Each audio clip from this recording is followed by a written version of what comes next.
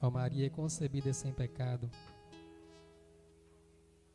Nossa Senhora das Graças.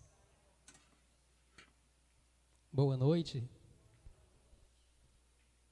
Então, é uma alegria estarmos mais uma vez aqui reunidos para poder rezar e para poder partilhar a palavra de Deus. O tema de hoje ele é muito específico, que diz o seguinte: o Senhor Jesus precisa ser conhecido. E quando Deus vem nos pedir que nós tenhamos essa atitude de fazer Jesus conhecido, nós vamos refletir e entender de que Deus quer que nós levemos a pessoa de Jesus para os nossos irmãos. Muitas vezes nós viemos para a igreja para buscar alguma coisa, para buscar uma cura, para se sentir bem. E na igreja nós encontramos isso. O amor de Deus toca o nosso coração, nos consola, retira a nossa tristeza, restaura as nossas forças. O Espírito Santo reaviva a nossa vida, nos dá força para continuar. Mas hoje o Senhor, além de nos dar tudo isso, Ele quer também pedir de nós alguma coisa. Ele quer pedir de nós um esforço. Ele quer pedir de nós uma atitude. A música que nós cantamos aqui, ela vai dizer, né? Acendei neles o fogo do vosso amor, enviai o vosso Espírito. Então, quando nós cantamos para que o amor de Deus ele possa ser reavivado no nosso coração, nós estamos pedindo sim que nós possamos sentir este amor novamente, que nós possamos experimentar este amor novamente, que nós possamos nos sentir abraçados por esse Pai que nos ama incondicionalmente, esse Pai que nos olha com amor, esse Pai que, apesar dos nossos pecados, das nossas misérias e infidelidades, Ele continua sendo fiel, Ele continua amando, Ele continua abraçando, Ele continua perdoando, Ele continua sendo misericordioso. Mas nós também estamos pedindo um fogo. Que fogo pode ser esse? O fogo do desejo de levar este amor para os nossos irmãos. E eu vou dizer para vocês, isto não é assim uma função de algumas pessoas da hierarquia da igreja. Não, isto é para todos. E não é assim, que chique que eu sou um evangelizador. Não, isto é obrigação de todo cristão. É nossa obrigação. Tem um evangelho que diz assim, que o reino dos céus, Jesus é que conta isso, o reino dos céus é semelhante a um homem que encontra um campo e neste campo ele encontra um tesouro.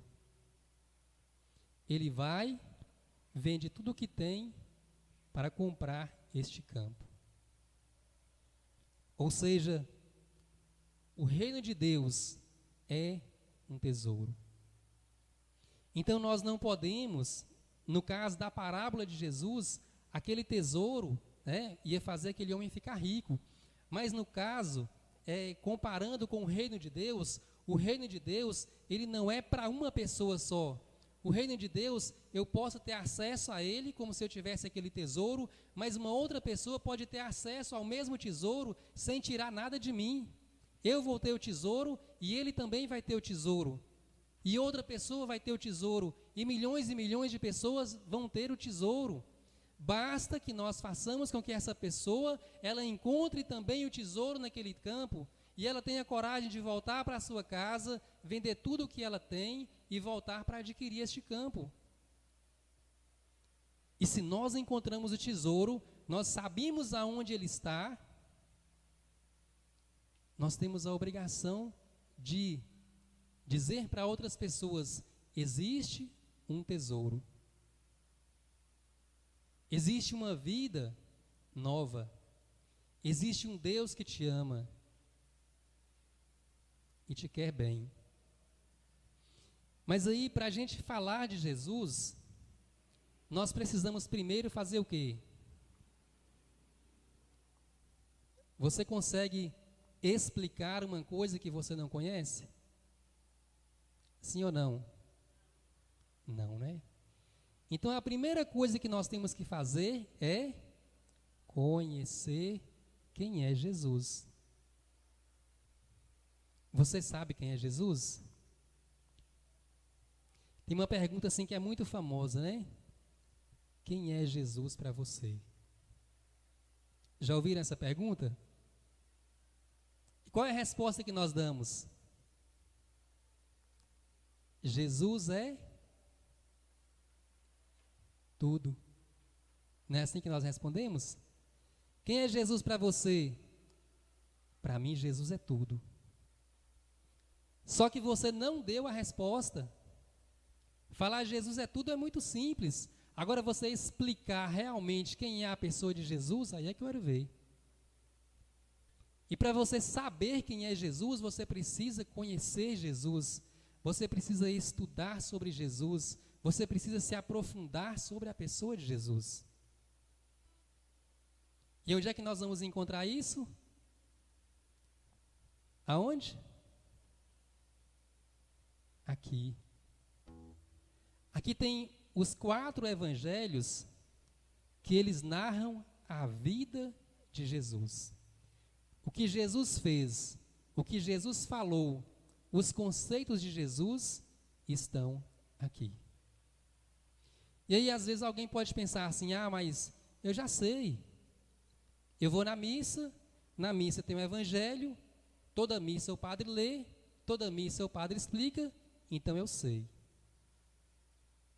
Só que na missa, a nossa atenção não está toda voltada para o evangelho. E muitas vezes nós voltamos para casa, e se no outro dia alguém perguntar assim, o que foi que o evangelho falou? Nós já não lembramos mais. Não acontece isso? Muitas e muitas vezes. Então nós precisamos estudar. Nós vamos pegar aí a passagem de Filipenses no capítulo 2. Filipenses no capítulo 2. Onde que nós vamos ver quem é Jesus.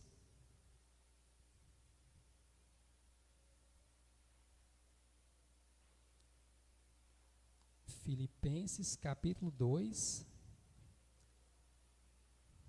Está na página 1504.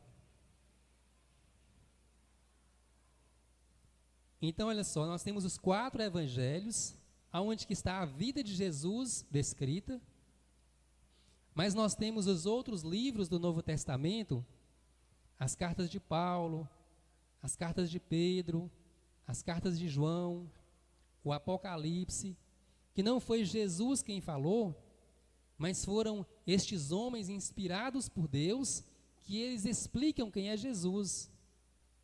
Os discípulos, os apóstolos, eles são especialistas na pessoa de Jesus. E São Paulo aqui neste texto, ele vai explicar para nós um pouco do que é Jesus. Claro que em um pequeno texto nós não vamos conhecer toda a pessoa de Jesus, mas em cada pedaço a gente vai conhecendo um pouco de Jesus.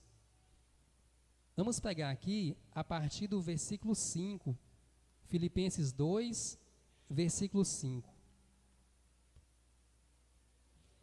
Está escrito assim: dedicai-vos mutuamente à estima que se deve em Cristo Jesus.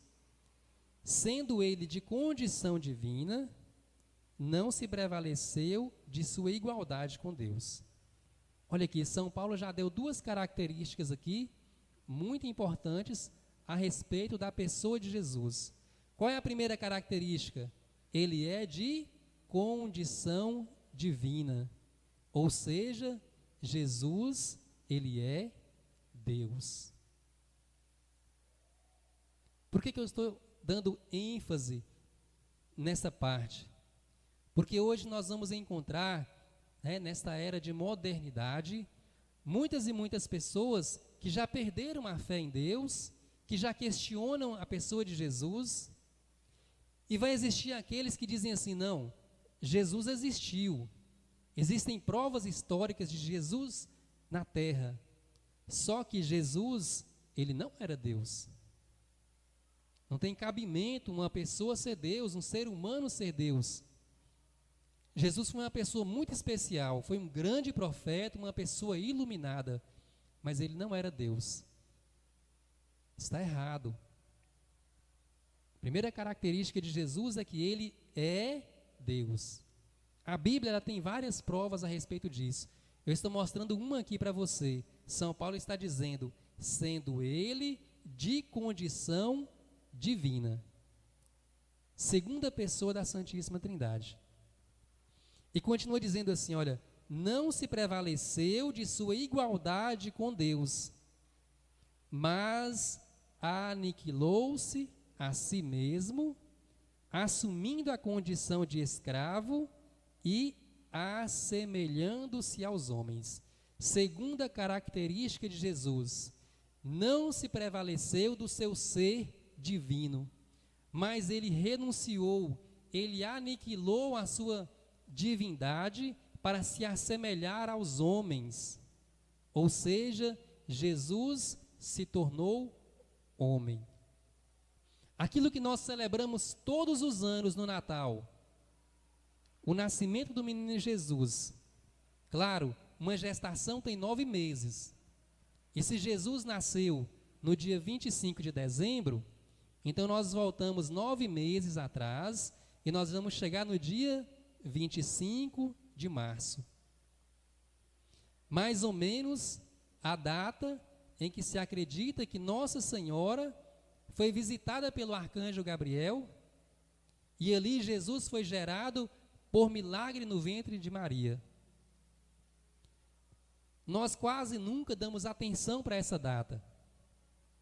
Ela passa assim um pouco desapercebida, porque não existe uma grande festa nessa data. Nós não temos este costume, este hábito de fazer uma grande festa. E também porque geralmente essa data, ela cai dentro da Quaresma, próximo da Semana Santa. Então é uma data que passa um pouco desapercebida, mas essa data é uma das datas mais importantes que existe. Porque foi nesse dia em que se cumpriu isso que está escrito: Jesus não prevaleceu-se do seu ser igual a Deus, mas ele aceitou assumir uma condição de servo, uma condição de escravo, e deixou a sua condição divina para se colocar em um corpo humano. E quando nós falamos isso, nós não temos assim a dimensão do tamanho que é isso, porque nós não sabemos o que é ser Deus. Ninguém aqui nunca foi Deus, nem passa pela cabeça o que é isso, mas Jesus sabe disso. Jesus, ele é Deus, e ele renunciou a essa condição para assumir uma condição de servo, de escravo, de homem, que sente saudade, que sente tristeza, que sente dor, que chora, que sente angústia, que sente medo. Mas Jesus sentiu angústia? Jesus sentiu medo? Sim. É só a gente olhar lá, Jesus no Horto das Oliveiras, rezando e dizendo: Pai, se for possível, afasta de mim este cálice. E a Bíblia vai dizer assim que Jesus ele entrou numa angústia tão profunda que ele chegou a suar sangue. Então o fato de suar sangue é a prova física da angústia que Jesus estava experimentando. E ele aceitou essa condição livremente, porque ele tinha uma missão para cumprir. Vamos ver que missão é essa, né? Daqui a pouco São Paulo vai dizer. Então, versículo 7. Aniquilou-se a si mesmo, assumindo a condição de escravo, assemelhando-se aos homens. E sendo exteriormente reconhecido como homem, humilhou-se ainda mais, tornando-se obediente até a morte e morte de cruz. Então, além de viver o sofrimento de se tornar homem, Jesus ele dá um passo a mais. Ele vai até o sofrimento de morrer em uma cruz.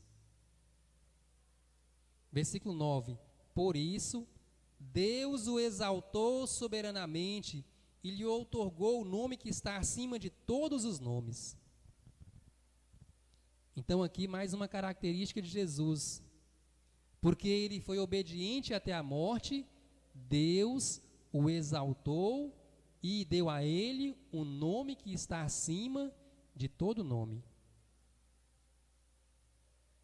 Versículo 10. Para que ao nome de Jesus se dobrem todos os joelhos, no céu, na terra e nos infernos.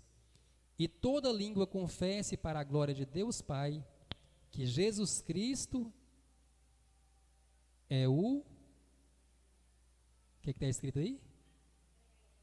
Senhor. Mais uma característica que São Paulo vai dar de Jesus.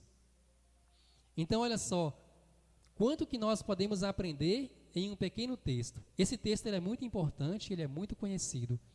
Mas existem diversos outros. Então, primeiro, Jesus é uma pessoa divina.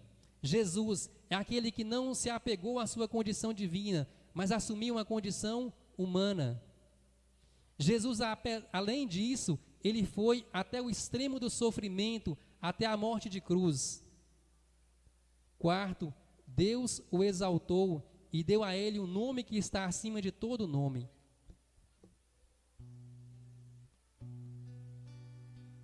E colocou ele como o Senhor, com tanto poder, que está dizendo aqui que toda língua vai confessá-lo como Senhor e todos os joelhos vão se dobrar diante dele, no céu, na terra e até nos infernos.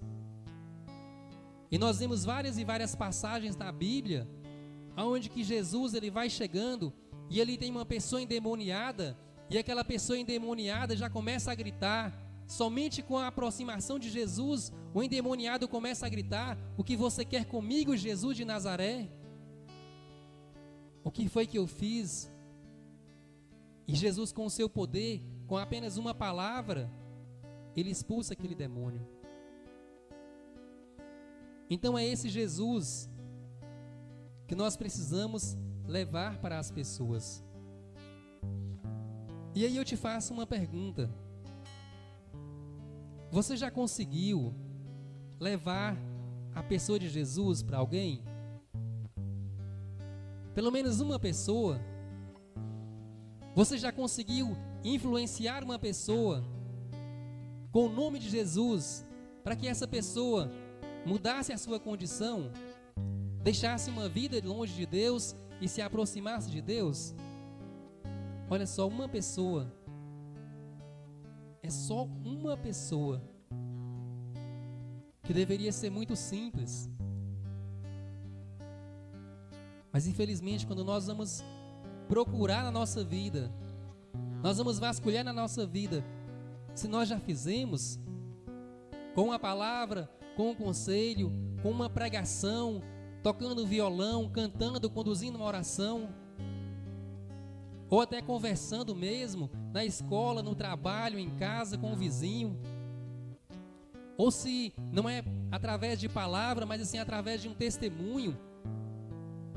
Alguém que já chegou para você e falou assim: olha, eu não sei o que você tem uma coisa diferente, eu queria ser como você, o que é que eu preciso fazer para ser assim? Pensa na sua vida, não precisa responder, pensa se já aconteceu isso alguma vez na sua vida. Através de uma foto. Às vezes nós pensamos assim: para que esse negócio de ficar tirando foto no grupo de oração?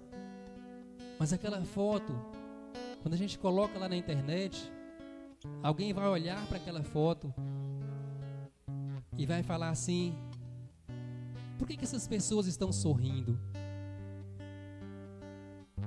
Que felicidade é essa? Que alegria é essa? Que a minha vida é só tristeza, é só desgraça, eu não consigo ver felicidade? Por que essas pessoas são felizes? Eu também quero encontrar essa felicidade. Olha só, a evangelização pode acontecer assim também. E aí, você precisa encontrar qual é o seu jeito. Nós vamos dizer assim, né? Qual é o seu dom, qual é o ministério que você precisa encontrar na igreja.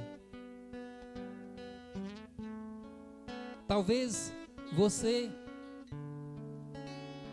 pense assim, mas eu não sei fazer nada. Sabe, porque Deus deu um dom para cada um.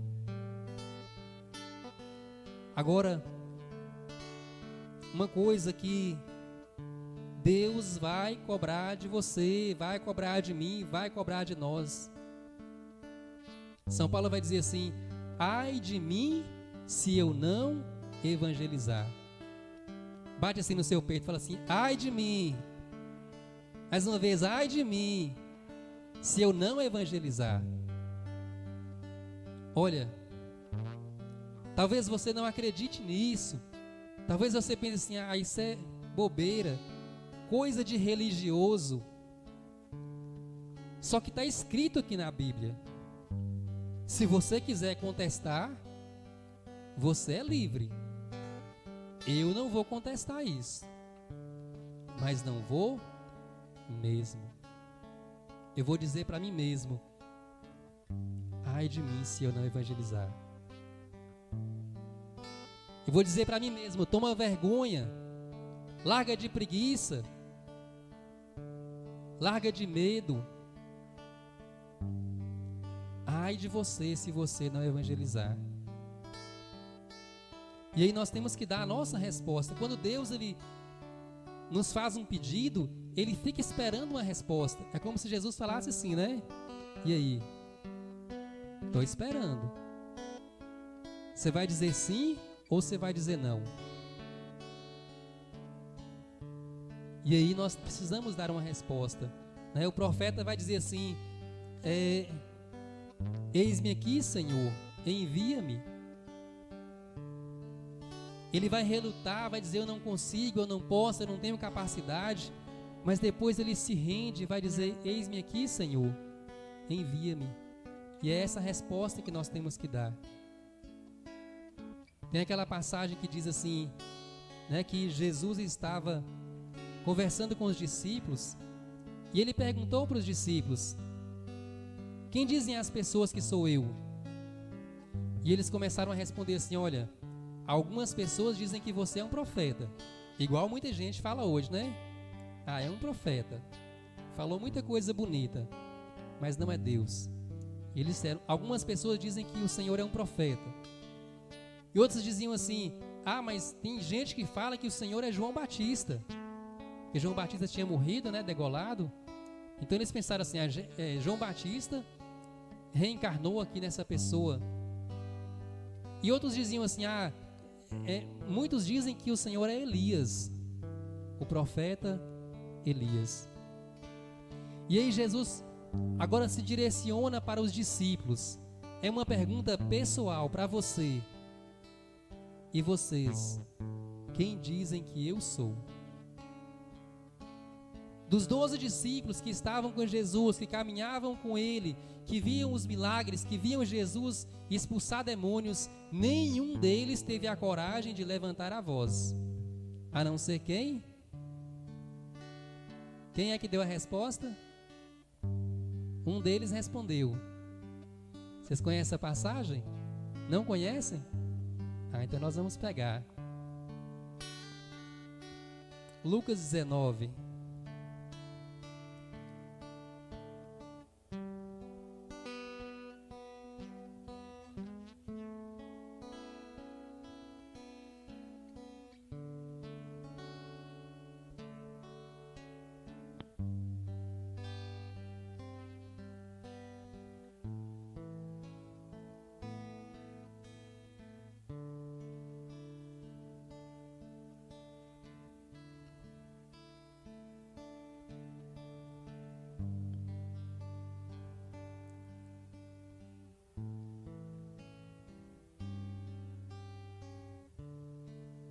Gente, eu acho que não é essa passagem. Mateus 16.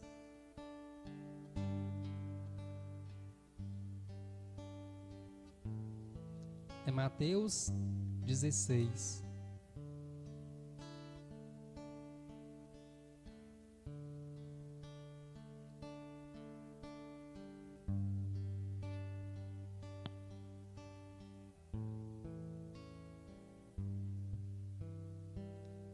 Mateus 16, versículo 13, página 1304. Vou ler rapidinho para você entender o contexto. Chegando ao território de Cesareia de Filipe, Jesus perguntou aos seus discípulos: no dizer do povo, quem é o Filho do Homem? Responderam: uns dizem que é João Batista, outros Elias, outros Jeremias, ou a um dos profetas. Disse-lhe Jesus: e vós, quem dizeis que eu sou? Olha aí, tá vendo? Ele direcionou a pergunta. E os discípulos não tiveram coragem. Nós só vimos a resposta, né? Do que teve a coragem.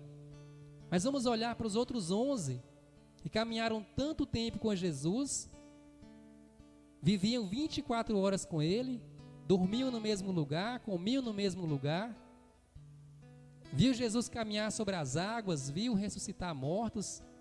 Eles não tiveram coragem de responder. Mas aí foi lá o corajoso, né? Versículo 16.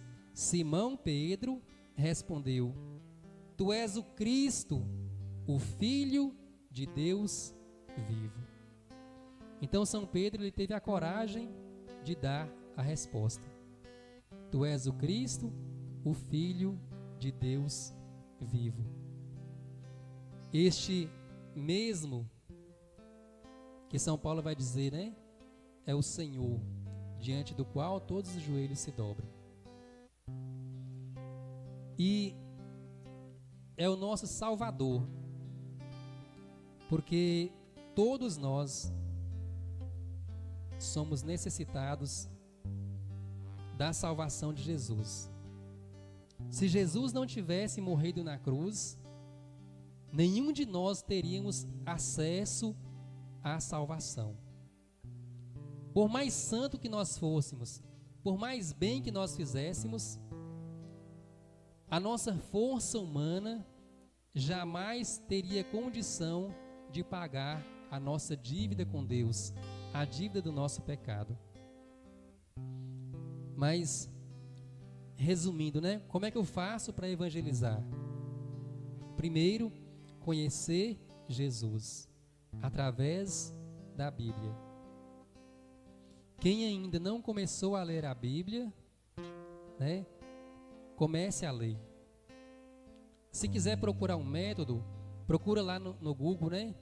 Método para ler a Bíblia, método do Padre Jonas, ou então a Bíblia no meu dia a dia, ou então método para ler a Bíblia, Canção Nova, que lá você vai encontrar a sequência dos livros para você ler. Mas se você não quiser, ou se você não tiver facilidade para encontrar essa lista, comece a ler o Novo Testamento. Começa lá a partir do Evangelho de Mateus e vai até o final. Aí depois que você terminar, você começa no Antigo Testamento. Não comece a ler a Bíblia a partir do Gênesis, porque você não vai dar conta de chegar ao final. Se for começar, tem que começar, né, da parte certa. E segundo, pedir a ajuda do Espírito Santo. Então, só para finalizar, né, nesse final de semana, nós tivemos aí um final de semana todo, né, inteiro de evangelização. Então, graças a Deus, nós tivemos lá vários jovens, né?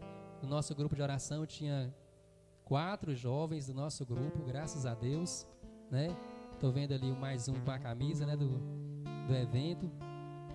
O evento se chamou Jesus nas Praças, né? E esses jovens saíram de casa em casa com coragem, né? Olha lá, tá vendo? Tem mais ali atrás, a bolsinha. Eles ganharam essa bolsa, ganharam um squeeze e a camiseta.